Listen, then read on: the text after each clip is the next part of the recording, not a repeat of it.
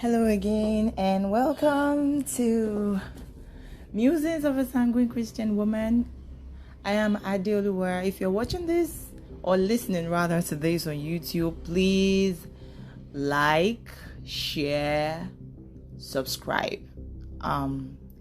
It encourages when people listen and I see likes, I see subscriptions. It helps me to express what I have in mind more. No matter how small, it's not even a small thing for me, just like and subscribe and share, if you like it, and maybe it can be a topic of conversation for you guys as well. So the movie is Bãhubali, and I am doing, I wouldn't say a review, because the review is like telling people what your experience is and if you recommend it for other people to watch. I don't know what your preferences are, but I would encourage you to watch it. But usually I watch and I read a lot of fiction, but I always turn it into a serious business. Like, you could think I would draw non-fiction from fiction. That is how I relate to stories, and that is one of the reasons why I keep watching and keep going back, because I feel like there's still something I need to learn from this. I think that's why I don't watch just anything just for entertainment's sake. I think it's beautiful when I'm engaged. I am like, wow, look at that, and I see a lot of amazing things, and lessons are just popping up, like, maybe she shouldn't have done that, maybe he shouldn't have said that, maybe you understand. And you get to see in life how not to do things and how to do things. You get to see that life. I think that is the purpose. For me, that's the purpose of literature. Literature mirrors life. It's like a more interesting portrayal of history. Even if they say it's fiction and it's not proven that it actually happened that way, but one or two persons can relate to one or two events in that story, maybe personally or somebody that you know. So without further ado, let me get into another theme. Now, the theme is related to the two themes that I mentioned: Bãhubali and his mother, Bãhubali and the women in his life. But before I can really go into Bãhubali and the relationship with his wife, I don't think there is much to say about that one. So I'm still thinking about that. So I'll just go to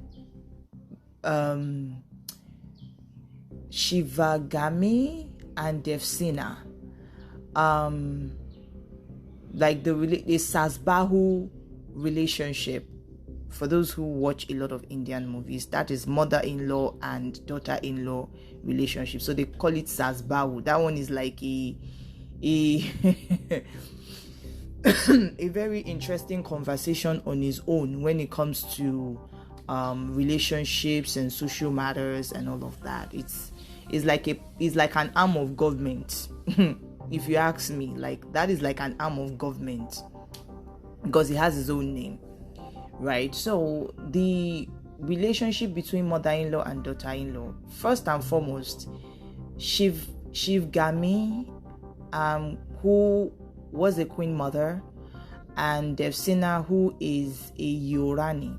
A Yorani is a crown princess. Her brother is the king of Kundala, so that makes her a crown princess in a way. So she has her own throne, she has her own place. She's not just the son, or rather, she's not just the daughter of a king. She is the brother of the current king and the daughter of the late king. So she shares a lot of responsibilities with her brother. She has interest in warfare, training, and all of that. She just likes that. I think she just wants to be in a position where she doesn't burden the soldiers, and she can actually hold her own, although she needs them. And we can see that in how they met. You can see that excerpt all over the place. Now, a lot of people see that as, oh my God, that is so romantic. That is so, yeah, it is. But I also want to look at it from the point of taking responsibility. And, before I delve into this, really, because it could get long if I branch out, but I need to. I think that when it comes to history, be it the Bible, be it written history of any culture, you realize that there might not be a lot of women who ruled. I think the only unfairness there is that as a woman, you have to make yourself available, and that's just about it. You just have to make yourself available. You cannot sit back. And that is the one thing that Siv'gami and Devsina had in common. They stood up. They rose to the occasion. Right? They rose to the occasion. Siv'gami wasn't given the throne. She was not told, madam, you are the best in this, you are good at administration, and you are very highly intelligent. And since the king is late and his child is still a baby, you can take over. No, she took over. Like, she took over. You have to watch how that happened. Like, she took the bull by the horn, literally. Well, she literally took the bull by the horn. I'm not even going to go to literal or figurative. I get it mixed up sometimes, so I won't even go there. So she took the bull by the horn, So both Siv'gami and Devsina, they have that in common. Like, she could have just sat down and just be enjoying the good life of being a princess, but she became a person of authority. She could order people to get her the latest jewelry, or make the latest jewelry for her, or paint her, or whatever, a princess's do when they are not handling matters of state. But, she made it her duty. Like, she left the, decision making to her brother, obviously, because that is his position. But, how they met was they were having bandits and, people just terrorizing the villagers. And, she took it upon herself. She went with the what is it called now? She went with the soldiers to do that. Why her brother? And it made the job of her brother easier. Her brother didn't have to worry about, he knows that the soldiers will protect her, right? But at the same time, he doesn't have to be there personally, because he knows that there is somebody capable to oversee matters, and he just has to stay in the palace and make sure that, the power balance, and just take care of the administrative work, and also be in charge of the army. But when it comes to, matters of, she took it upon herself. She didn't have to. I don't think she had to. Nowhere did he say it. She genuinely took interest in the affairs of her people, and she was on ground. Like, she got her hands,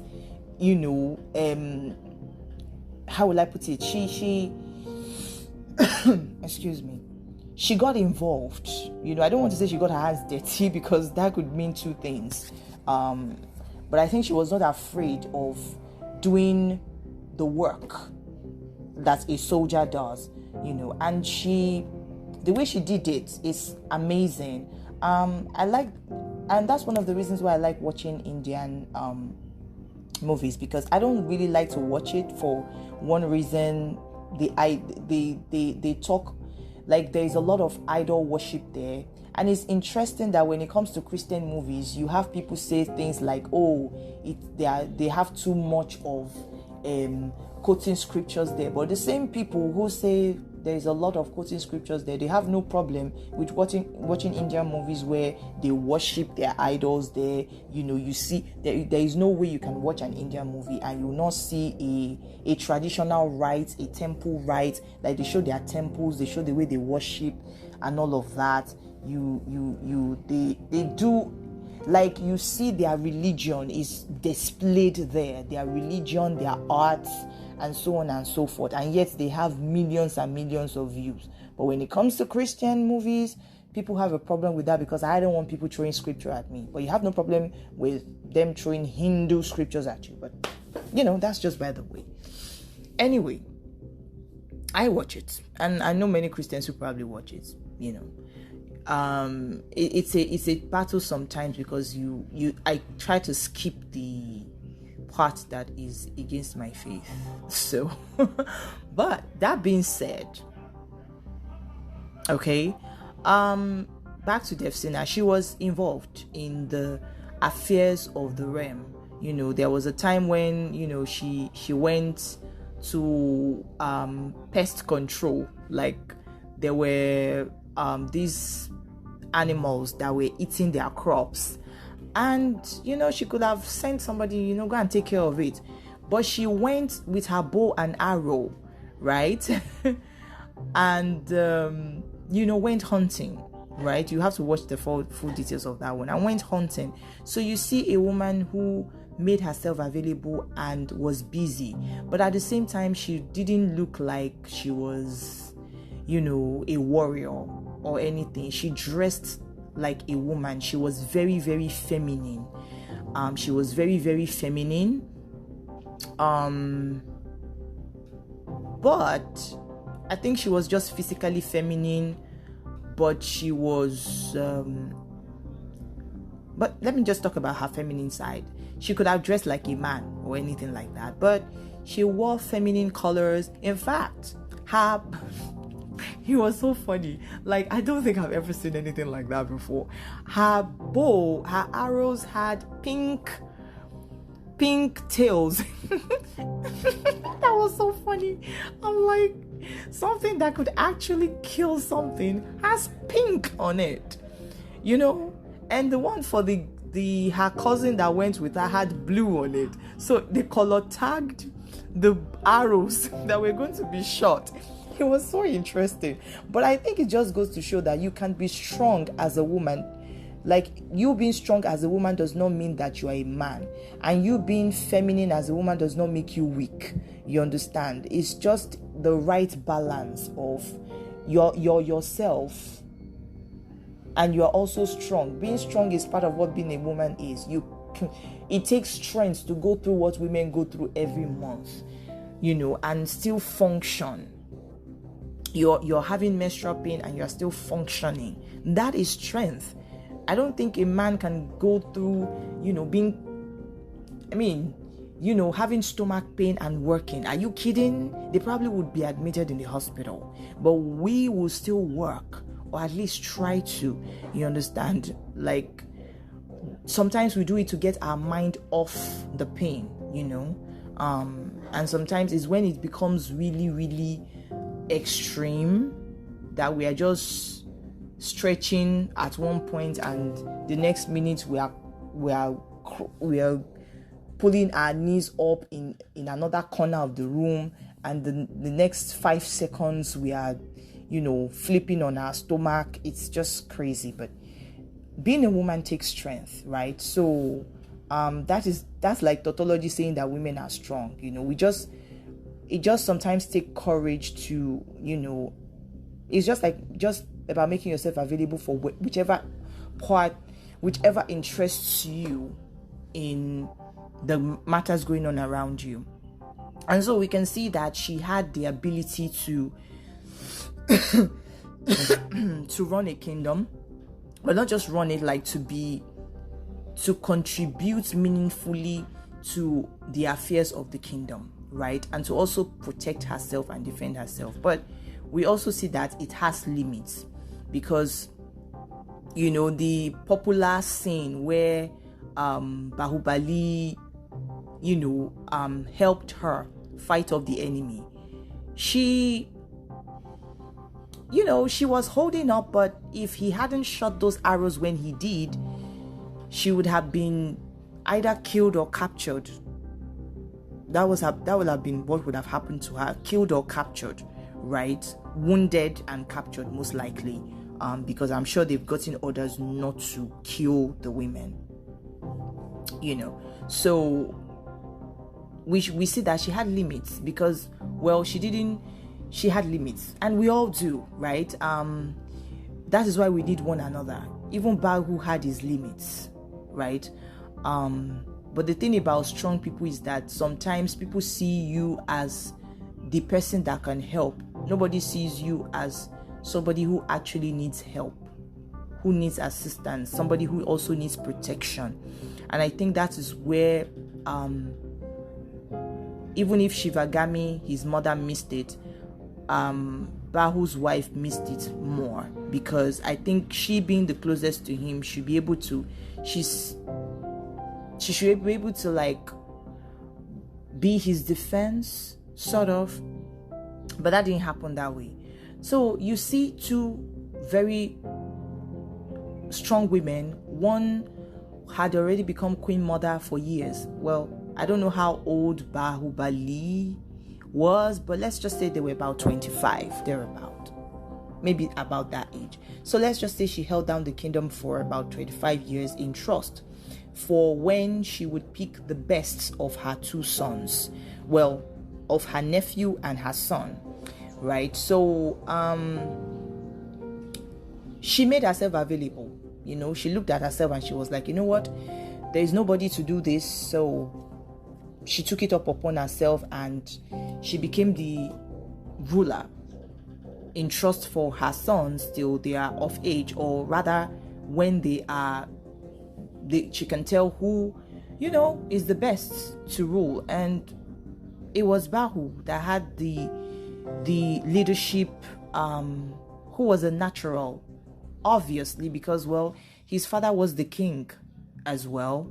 So, and he ruled well during his time before he was killed. How he was killed, the story didn't tell us, but I guess he didn't just die, he was killed. So apparently, if the fruit does not, that story tells us a lot about the fruit not falling too far from the tree. In Bahu's case, the fruit didn't fall far from the tree. In his cousin's case too, the fruit didn't also fall far from the tree. But we are on the women. I don't know how I went there as well, but you can't talk about the women without talking about the men. So you have these two women who were capable. You have Siv'gami, who was in charge of the kingdom, of an empire, so to speak. And you also have Devsina, who had shown herself as very resourceful in terms of helping her brother to run the kingdom, and it was not a problem. She had a good relationship with her sister-in-law. Her sister-in-law practically became her mother, so to speak, and it was not a problem. They had a happy family and all of that, until Bahu and his complicated family crashed into their own. Of course, it was sooner than later, apparently. But you find that these two women who had so much in common did not have a good relationship. They never had a good relationship. The introduction to each other was faulty, and they were proud. I think it's the pride thing we need to talk about. And you know how they say it's pride goes before a fall, and both of them fell. Now, if both of them just fell alone, it would have been, I wouldn't have much of a problem with it. You are the one who is the proud one. You should fall alone. But unfortunately, when you are in a position of authority, when you fall, others fall with you. Others fall with you. In fact, an entire kingdom, in fact, 2 kingdoms fell with them. That was what happened. 2 kingdoms fell with them. One literally burnt. The other fell into the hand of a tyrant, because both of them were proud. Now, this is not me. I am not bashing women. I'm just learning that when you are a leader and a lot depends on you, you need to be humble. You need to be patient. I remember my father told me that as my matching orders, that I need to be obedient, I need to be patient, I need to be humble. Truth is, when you are those three things and you focus on that, your strength is your strength. You understand? But to protect yourself and your loved ones, because here is the thing, if you are proud, it makes you vulnerable in spite of your strength. Your strength will fail you in the face of your pride, because your pride will now become that weapon they will use against you. Your pride is your pride. And so it's like them using you to destroy yourself. It becomes like an autoimmune disease, a psychological autoimmune disease, where you are the one, like we say in Nigeria, doing yourself. And that's what happened with those two women. They did themselves in. They became undone from within. And everything else around them practically went up to flames. By the time it was over, they allowed themselves to be played like a fiddle by an expert manipulator. And for all their intelligence, for all their resourcefulness, for all their talents, for all their potential, they did not see it. The pride blinded them to it. What I learned from that is this. Being a bigger person means you have to be humble. You have to be the most humble. And that was what Jesus taught us in the Bible. I don't know whether they have it in their own scriptures in India, but humility is very important the higher you rise in life. And that's what Jesus taught us. And that's why being a Christian for me is a privilege, and I'm not giving that up. I'm not giving that up. In fact, that is the bus stop for me. Because you will learn how to not just be a powerful person. You learn how to maintain power before you even receive power. That is the essence. Like, you learn to break down everything. You hear scriptures like casting down imagination and every high thing that exalts itself against the knowledge of God. So it's not your knowledge you are using, because your knowledge will fail you. But the knowledge of God keeps you stable. It helps you see things that people who use their knowledge will use. And that was what happened with Siv'gami. She became predictable. She became very, very predictable. They know that she's a proud woman. And because they know she's a proud woman, 1, 2, she feels she made her decision as a queen mother, but as a mother, she felt guilty. And she felt, because of her guilt, and why she feels guilty is beyond me, because if her sons were truly her sons, there's a saying that kini obofi shoriti no ki ofishi, which means that why should a baboon get a different treatment, a preferential treatment for a monkey, or vice versa? Like, they're from the same family, right? But she didn't really, and like I said in one of the previous episodes, she did not really become Bahu's mother, and that was why she felt guilty towards her son, and her son used that guilt to get to control her and to get his wish. If she had made peace with her decision that, look, I made the best decision, it doesn't matter. In fact, if she had it in mind that even if neither of her sons were qualified, whoever qualifies is the one that sits on the throne, so she wouldn't feel the need to compensate. You understand? She wouldn't feel the need to compensate anybody. Her need to compensate got her, and indeed Devsina and everybody else actually, into trouble. Now we've talked about where she went wrong. Here comes Devsina.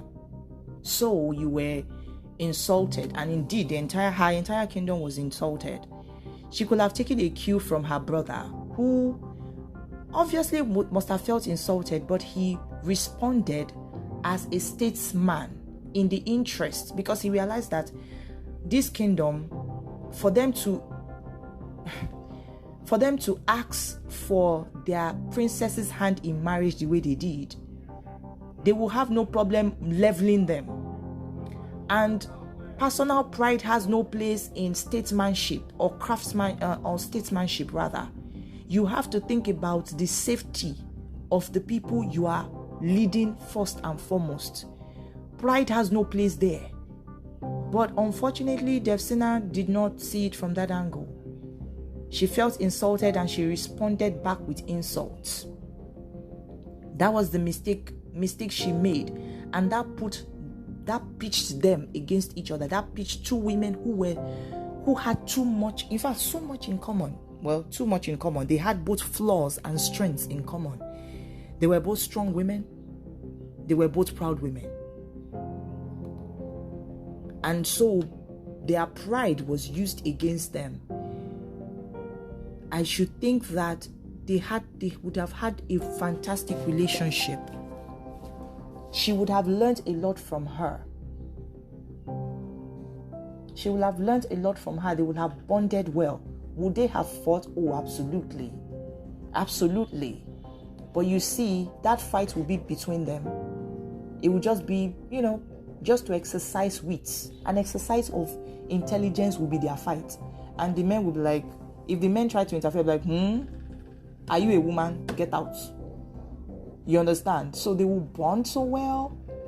They will not allow anyone to interfere with their fights. They will keep their fights indoors. It will not become a public thing. They will fight and then still resolve the fight. They will remember that she will remember that this is her daughter, even if she didn't give birth to her, but she might as well have given birth to her because there is so much about her in her.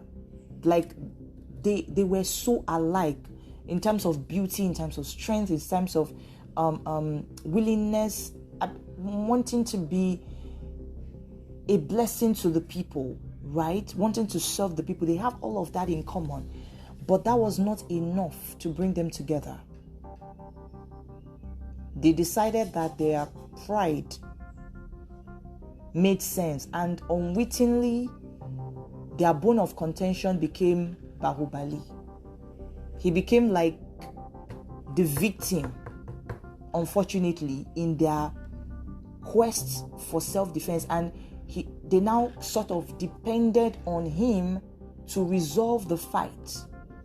Now, I know that it is the place of a man to balance the relationship between his mom and his wife. But that's not the conversation today. The conversation is the relationship. No, I think what I want to say is that the relationship between a man and his mother and a man and his wife, it is his duty to separate them without causing issues. But at the same time, the relationship between a mother-in-law and a daughter-in-law, it falls on them, especially when a kingdom is at stake, especially when other people are at stake. And it's not just you alone. The way we have relationships is that we look at what we have in common. What do we have in common? It's not what we don't have in common that we look at, is what we have in common. Like, what do we have in common? Right? That should be. So if you now think that the other person is flawed, the question is, aren't you like that as well? So if the other person is flawed for having the same, and that was the thing, they both thought they were both arrogant. The one thought the other was arrogant. Now, instead of them to say, wait a minute, we have so much in common. So if I think she's arrogant, that means I am arrogant, and I need to work on that. It would have been an iron sharpening iron. And that is the problem. Sometimes irons can clash. Two iron pieces could either clash or sharpen each other. Now, these two were the same. They came from more or less the same mold in terms of personality. They could have sharpened each other and become very sharp. And if they had worked that out, that kingdom would have been an amazing one. It would have been, in fact, it would have been a great one. Yeah? But turns out they were too busy defending themselves to remember that there is a kingdom to protect. If both of them stooped to each other, it would have been a different case. But they didn't. They needed to stoop to each other, and neither of them were willing to bow to each other, to the other. And for me, I expected more from Devsina because Bãhu saved her kingdom. Saved her kingdom. As a thank you, she said something interesting. She said she has no problem being his maid. So if you have no problem being his maid for the rest of your life, then what is an insult? Maids get insulted. So she should have seen herself as that in that situation to get across to her mother-in-law. But instead, she did not see it from that angle. If she had been demure and maintained that, her mother-in-law already has seen what she's capable of. But if she had been demure, she would have been able to get to her mother-in-law, and it would have been, if she had taken a humble step towards her mother-in-law would have been forced to reciprocate. But instead, they both stood on their own, in their own, place of authority, instead of forging an alliance that would give birth. Because see, they gave birth to something all right, but it was disaster. They could have come together and give birth to a new dawn in that empire, but pride got in the way. And I think that is what some men would say, that women can't be trusted with power because they get emotional. Men get emotional too. The issue is that they use their own emotions as a weapon. Women don't use emotions as weapon. They just feel it and express it. Whatever will burn will burn. It takes self-awareness and foresight. Neither of them had it. They were not self-aware. They were not aware of the direction the wind was blowing. They did not feel it. Their pride did not let them sense it. Nor did they have foresight. And so they just could not. I expected that as Devsina loved her husband so much, she would have appealed to the mother that, please, I'm right in my own right and so are you. But this is not about who is right. This is about what is wise and the best interest of the kingdom and the best interest of Bãhu. Can we please focus on what we do have in common, or who we do have in common? And let's turn whatever flaws we think we have into strength. She could have done that. She could have appealed to her mother-in-law, but instead she just stood back out of the situation, expecting her husband to do everything. No, practically telling her husband what he should do. What about you doing some of that?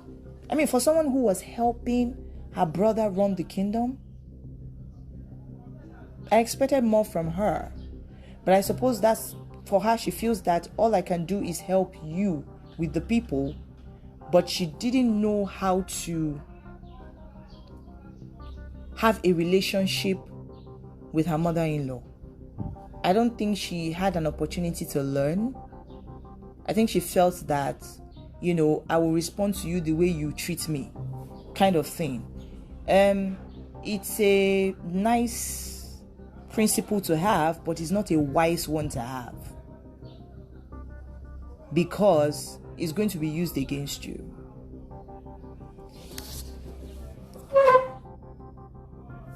What I can say is this: I admire the strength, the resourcefulness, the intelligence of Siv'gami and Devsina, but I don't want their weakness. So whatever it is I have in me, I've seen it now where pride can take you, and I don't want to end up that way. I don't want to end up that way. Devsina had to learn to stoop the hard way. Like she was stooped anyway. It's not as if she had a choice. She was stooped.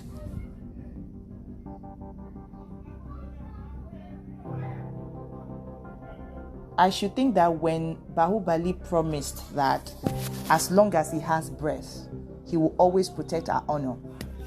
What I expected was she would make sure that he lives long so that he can keep protecting our honor. That she will make sure that he lives long. And if that means holding her tongue, hold her tongue, she will. But she just felt she had to express herself.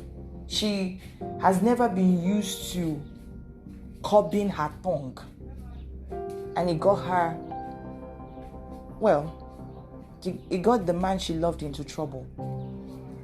If her husband was that way, they would never have been able to meet, because he would have been killed. His mouth would have gotten him into trouble. But he learned to bear a lot of things because he was looking at the bigger picture. He had foresight, and he was looking at the bigger picture, like what is important. Is it my feelings that are more important, or the people, or my loved ones? So when the first war scene in that story, where his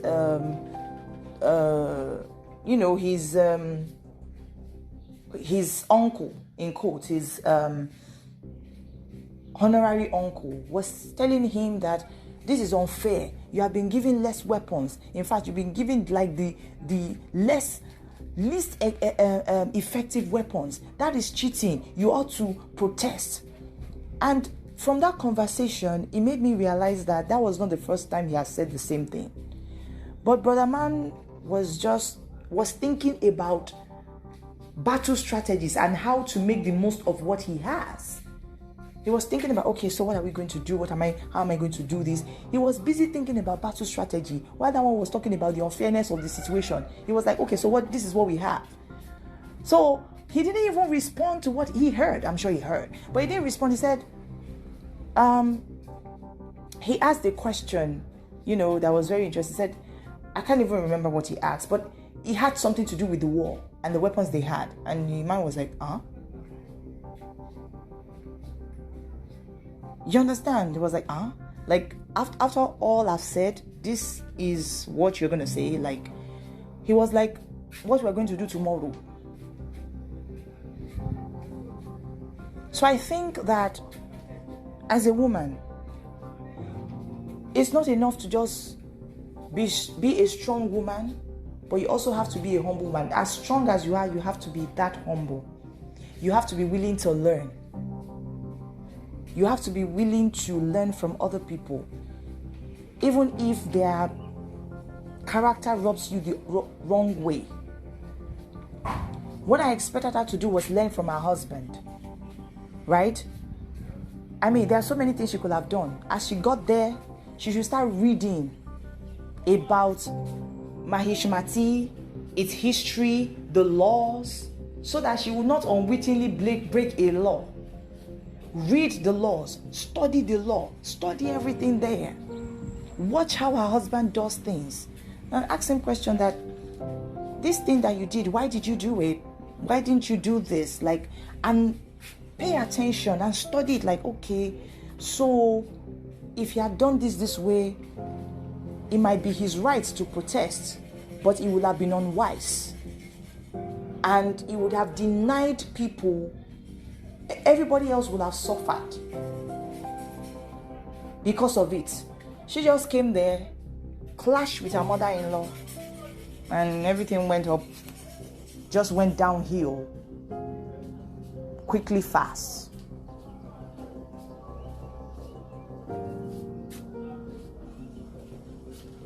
So both of them were at fault. They were strong women, but they also did not sharpen each other. They clashed. And because of their clash, a lot of tragic things happened. There's a lot to learn for us women from there. That sometimes you have to put your feelings aside so that you can see the bigger picture and remove pride. Pride blinds you. If you have pride, you will not be able to see into the future. You will not be able to feel what is going on around you. We women, we have that instinct to feel things, to sense things. But if you are not humble, you might sense it, but that anger, that pride that results to anger will just have the better of you, and you just miss an opportunity to do something properly, to plan for the future. I just think that though there were people that were after Bãhu's life, but if Devsina had stooped to conquer, humbled herself, biding her time.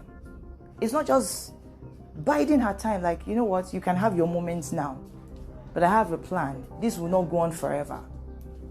And she's doing her own thing, whatever that is, to protect her husband and his interests without implicating him in the process. It might have taken a very long time to establish that kingdom, but fewer lives would have been lost. In fact, practically no life would have been lost.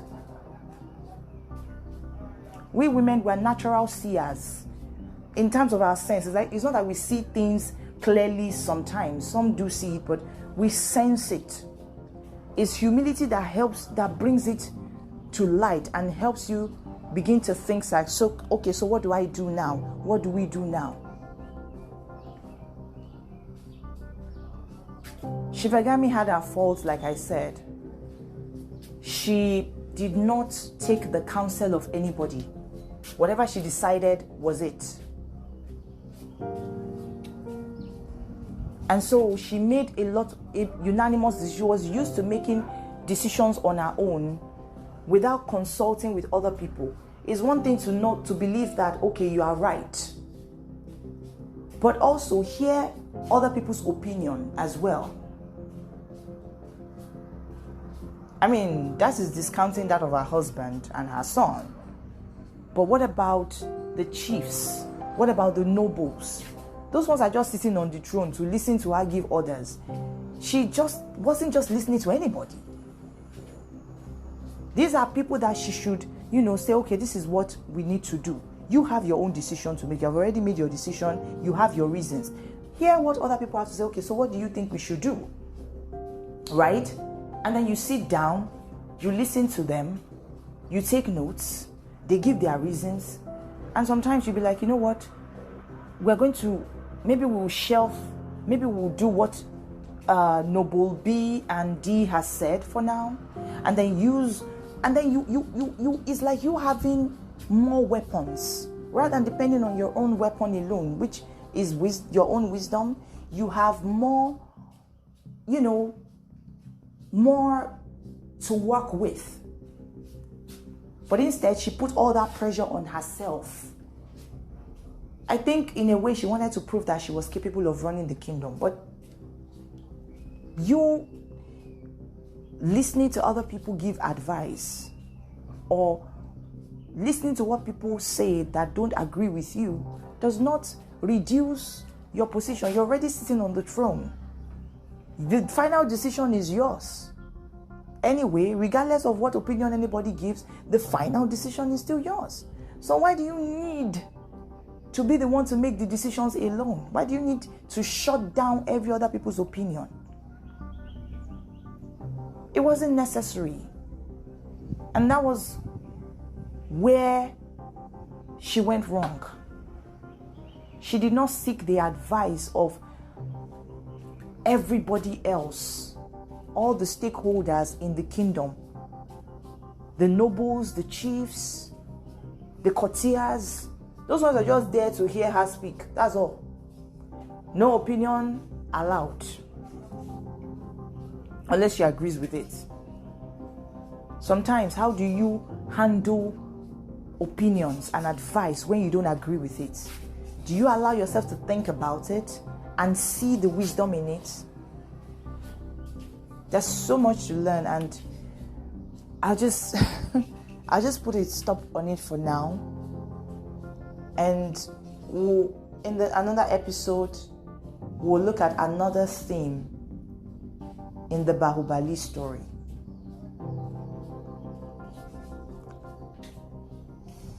Remember to guard your heart with all diligence, for out of it flows the issues of life.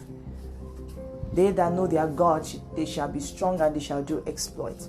Remember, God has not given you the spirit of fear, but of power, love, and a sound mind. Shalom.